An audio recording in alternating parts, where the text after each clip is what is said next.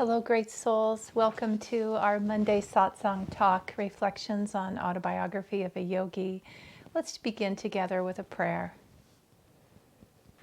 Heavenly Father, Divine Mother, friend, beloved God, great masters of self-realization, Jesus Christ, Babaji Krishna, Lahiri Mahashaya, Swami Shri Yukteswar, and Paramahansa Yoganandaji, saints of all religions, friend and guide Swami Kriyananda, we humbly bow to you all.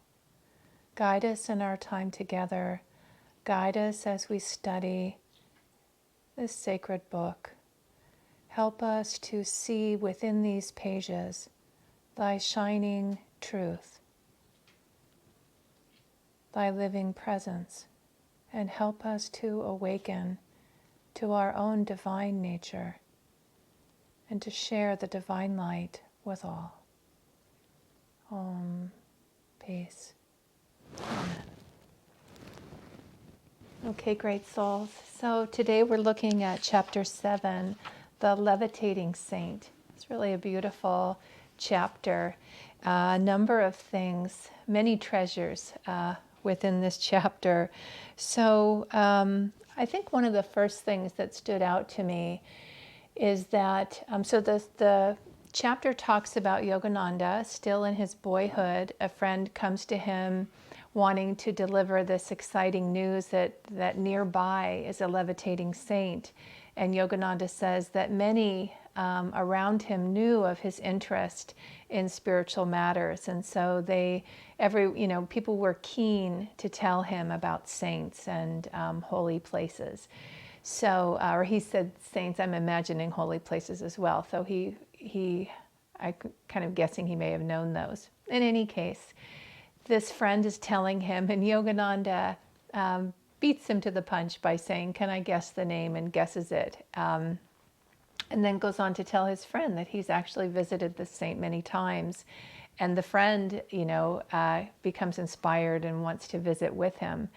So part of what, and then from there, Yogananda talks about the spiritual power of the saint, and that it's a spiritual power that comes from mastering pranayama.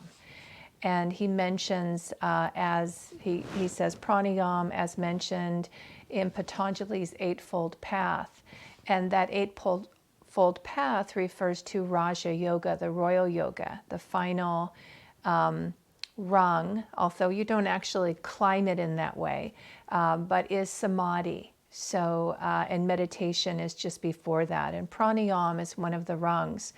The Eightfold Path, or eight-limbed, is a little more accurate in terms of how we practice, because the interesting thing about the stages, what Patanjali said is that universally there are 8 stages of soul awakening, soul liberation, that whatever one's spiritual path, however they may, whatever tradition they may follow, all true traditions, religions, will bring one through these paths, these stages. And pranayama is a stage, and prana refers to life force.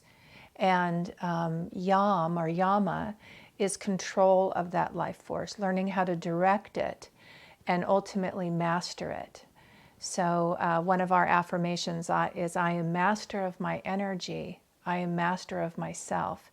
And that's really what it means, is when we have full capacity to control the life force, which all the yoga practices are deepening and strengthening within us, we have then self-mastery and self-realization. So it's also said that if any one stage is perfected, all the stages will be perfected. But we move through them, and some teachers I appreciate when I've experienced the teaching of the yamas and niyamas and the Eightfold Path many times. Every Raja Yoga course that we have, we go through this. And I have to say, I learned something, I don't know if I would say new, although sometimes it is new, but certainly there's a deepening, right? Just a further refinement of the teachings. And what does it mean to practice these? Why is it important, right? That's a question that, because I teach in a lot of different settings, many people who are new to yoga, and it's a great blessing for me to have that opportunity. So I'm often asking myself that question before I prepare a talk or a class for those who they're curious, they're interested, but ultimately, what's the application? Because really, something like a levitating saint, I mean, it's fantastical, right? I mean, you might go see it just because it's extraordinary to see someone who's levitating. But there's so much more going on, right? And part of the story, the saint has one of his disciples is the saint is not receiving people at a certain Yogananda goes by to see him, and the devotee is just about to ask him a question, like, do you have an appointment? And then the saint appears and says, let Mukunda, because that was his name before it became Paramahansa Yogananda, let him in. And this is something that happens with, it's a sincerity. Saints respond to someone's capacity to receive the teachings that are being offered and a sincerity for those teachings. So this is an absolute spiritual principle that, in fact, one of the famous phrases about it is that when the student is ready, the teacher appears. And the teacher can come in the form of a person, definitely, but also a teaching. So, it could come in the form of a book. It could come in the form of a friend relaying a philosophy that suddenly you're ready to hear it and you want to know more. So grace comes to us based on our sincerity and our receptivity. And that's part of what Yogananda is revealing here, that the saint appeared right at that moment when he would have been turned away because, the disciple taking care of the saint, making sure those that weren't receptive, that weren't sincere, were not admitted. Now, I think sometimes people were still admitted, but he doesn't go into that. He's just saying in that particular moment, that afternoon, there was a devotee on guard and just being only admitting people who had an appointment, I guess, or in this case, who were sincere and receptive. So Yogananda had a beautiful time with the saint by himself. The other thing he talks about is that the saint had a great wit. And whenever he just had a funny way of saying things or a humorous spin on things. And it always made Yogananda laugh heartily. And he said that the saint, which in that laughter could be a little disruptive to the solemnity of the occasion of people being there with this, great saint. So you can imagine a great stillness, a great reverence. And then here's this young boy laughing, right, uproariously at a witty comment or witty statement. He said that the saint always received him with kind eyes when he would be laughing in that way. So there was no rebuke from the saint. Now the disciples did rebuke him in their glances. He said the disciples did not appreciate him laughing so much when the saint would say something funny. But the saint, again, I am sensing from this comment that he understood Yogananda. Certainly he would have understood Yogananda and who he was. There's a story later in the book where Yogananda visits the Catholic mystic from Germany, and she also only receives certain people. You have to have an appointment, and there's a reason for this. It's talked about in this chapter, and again, basically, it has to do.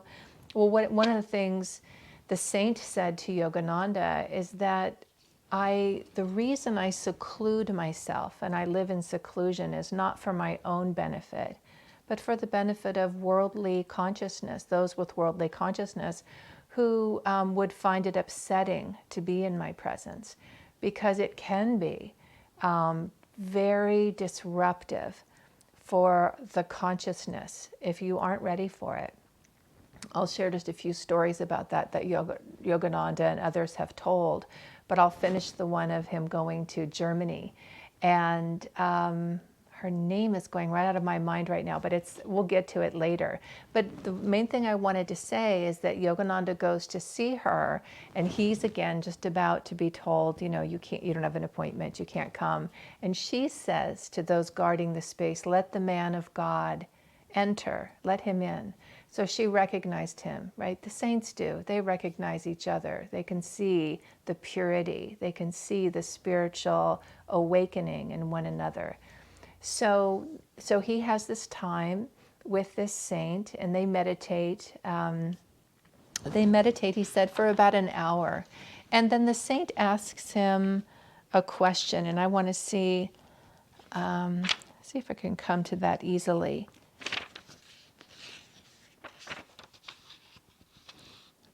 I can't, but I remember the essence of it. So the essence of what he's saying, and I don't remember, so let me just say this. This might not have been the particular question he asked, but the saint does say to him, he says, you go to the silence often. This is it. It wasn't a question, it was a comment. He said, I see that you go to the silence often. You spend time in that silence. And this is inner communion with God, right? But then the saint says, many people, and this is his wit, right? And so it is funny to say if I can find it, but he says they have an affinity, a love of, oh gosh, I see, I'm in the wrong chapter here. That's why I couldn't find it. Okay. Yes, this is what he says. So the saint and I entered a meditative state. After an hour, his gentle voice roused me. You go often into the silence. But have you developed Anubhava? He was reminding me, God, more than meditation. Do not mistake the technique for the goal. And this is very important teaching in yoga, and Swami Kriyananda talked about this as well. So he goes on to say, he offered me some mangoes, and with that good-humored wit that I found so delightful in his grave nature, he remarked, people in general are more fond of Jala Yoga, union with food, than Dhyana Yoga, union with God. And Yogananda says, his yogic pun affected me uproariously. So he goes on to talk about the importance of Bhakti Yoga. He doesn't call it Bhakti Yoga, but it is Bhakti Yoga. It's devotion to God. So the idea here being, don't forget why you're doing what you're doing. So that meditation, so many benefits to meditation, physiological, psychological, emotional, extraordinary benefits, and lots of science. Western science has begun to unearth these yogic teachings about the benefits on these levels.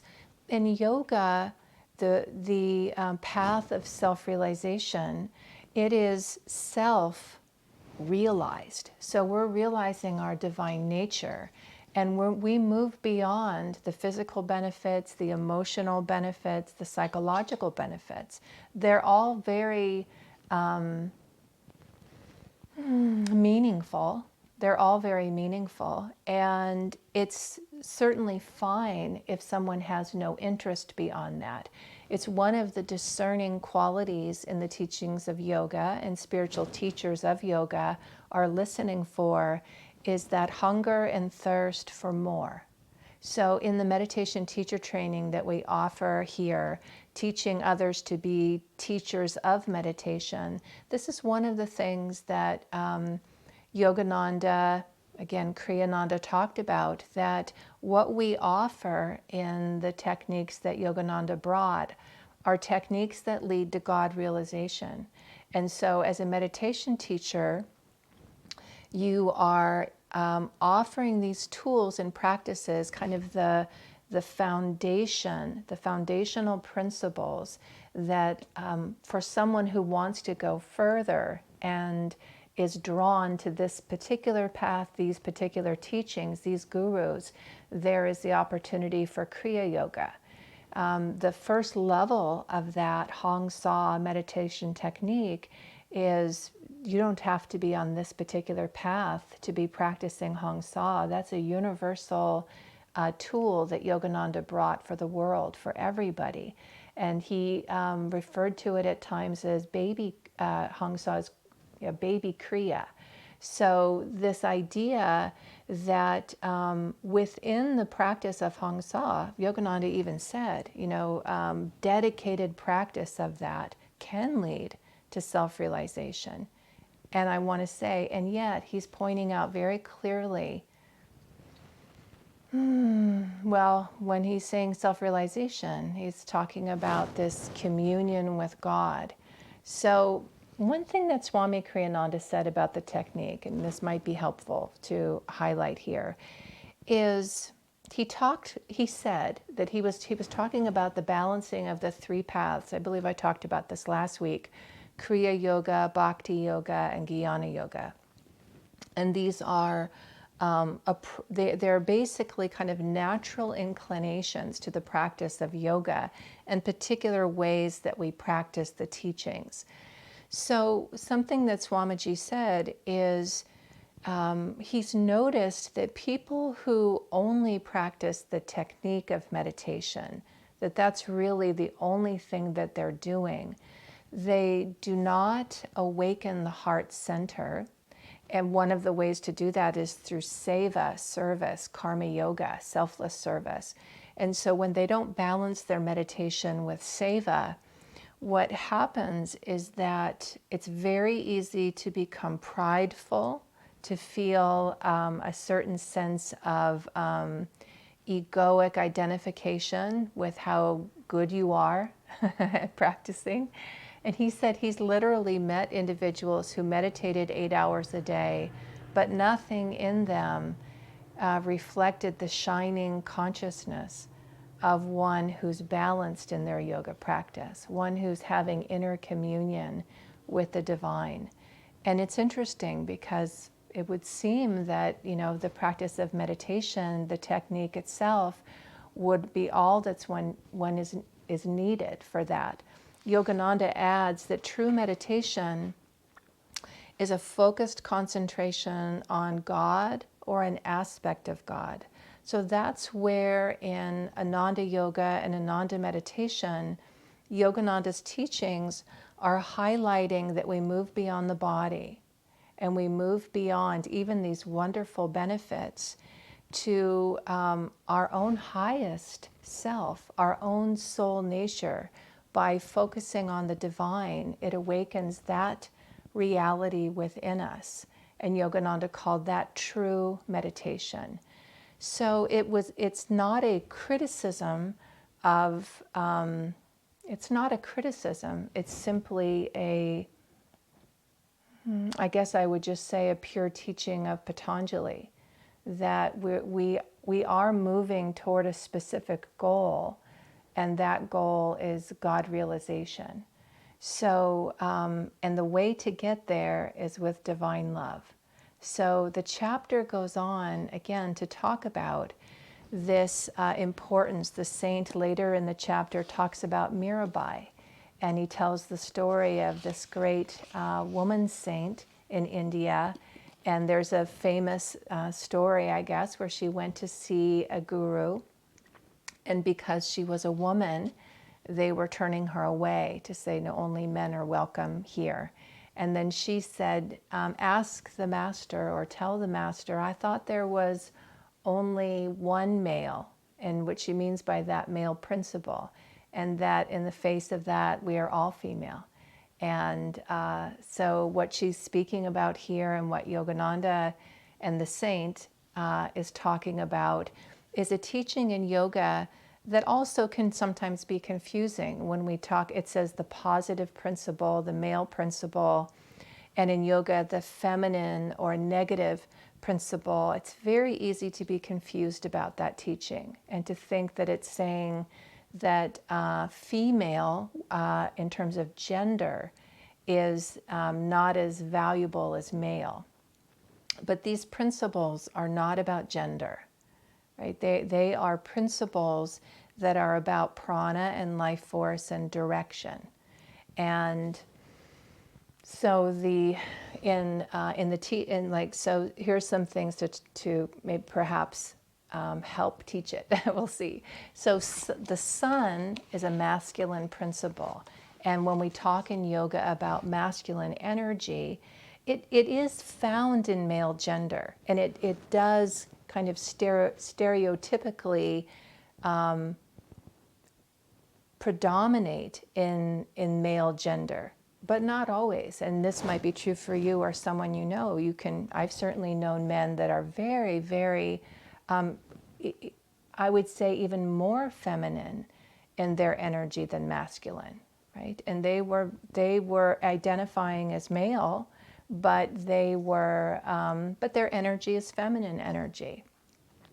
So, but the idea here is that when we talk about masculine and feminine energy in yoga, the masculine energy is an outward energy that is, it has a dynamic, forward-moving quality to it. It's an energy that gets things done. I mean, this is a simple thing to say, so we are all masculine and feminine in this energy, just to say, whatever our gender, we have both, and some will naturally have more of one than the other.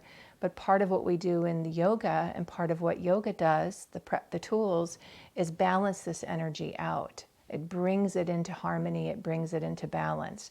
The feminine principle is receptivity. And if one does not have that, and that's when we're really talking about bhakti.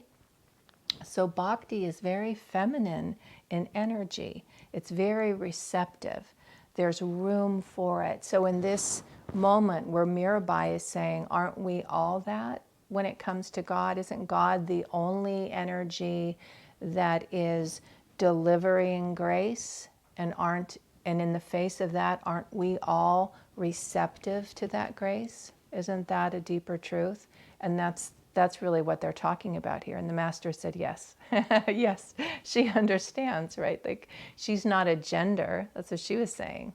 Why are you relating to me as a gender? I'm not any different than you. I'm a devotee of God. And so what can happen with our yoga practice is it can become too masculine in energy.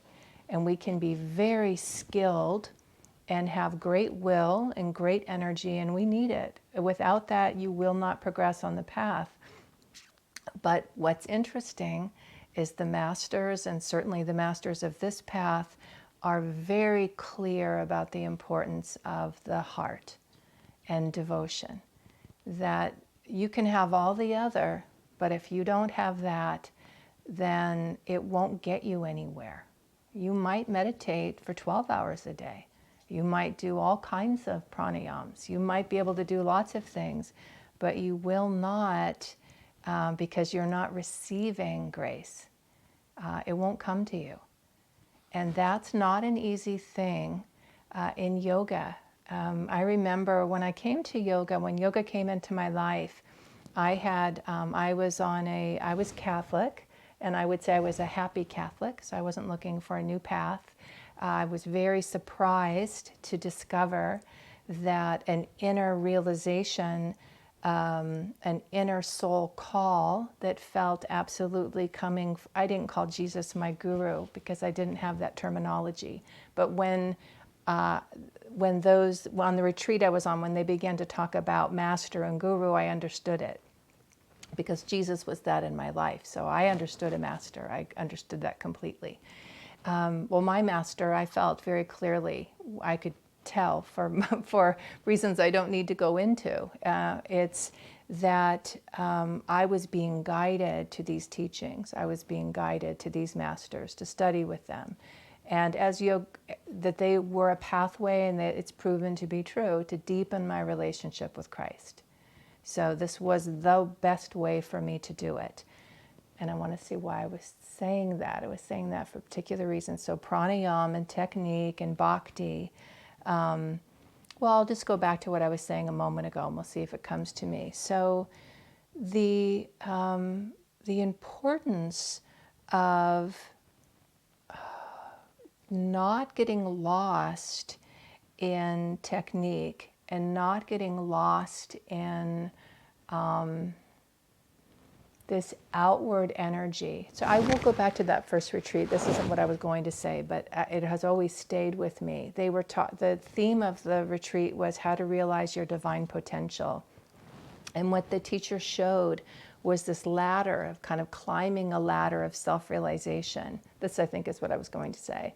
And he said at a certain point in the journey, our effort, our will, all the things that we do can, we reach a limit. And then we have to, the only way to go further is to receive divine grace. And that grace will transform our consciousness ultimately. And that's what will bring us into samadhi and self-realization. We can't climb there, but we have to climb and do what we can do. So I was starting to say this. I came into yoga with a 12-step background. And in 12 steps, for a good reason, there's a lot of emphasis on dissolving the ego, getting rid of the ego.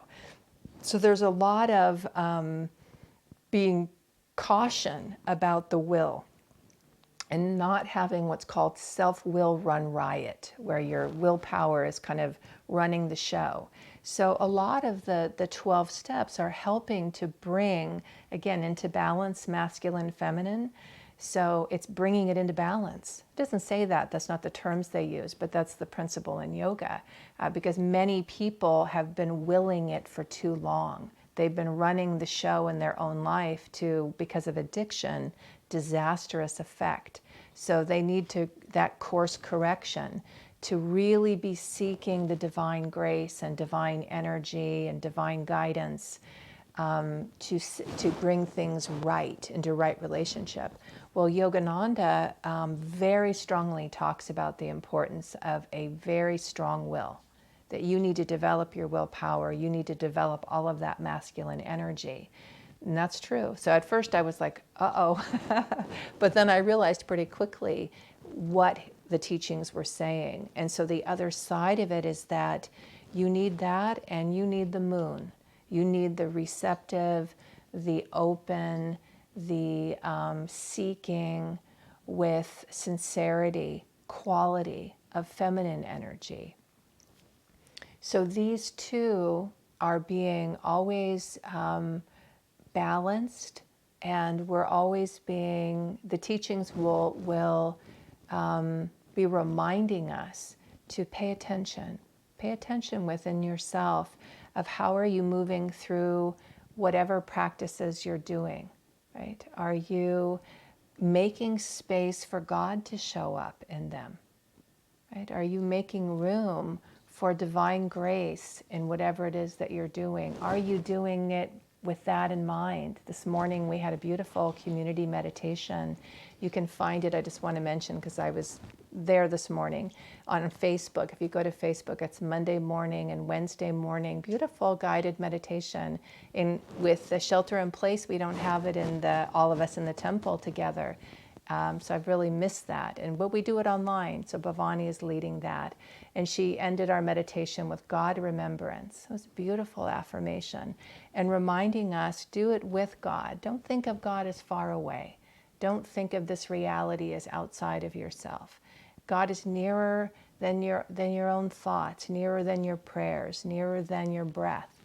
And this is the sweetness of the divine romance of our journey with God. So that's what the saint is talking about here. There was many other things I was going to say. I never really know what I'll talk about when I sit down to be with you. But this was certainly a highlight of the chapter to me, this message of don't be confused about the technique. Don't make that more important than where it's leading you. And look for that inner relationship. Look for that sense of communion. And let that, excuse me, I got something in my throat. Let that lead the way. Okay, dear souls.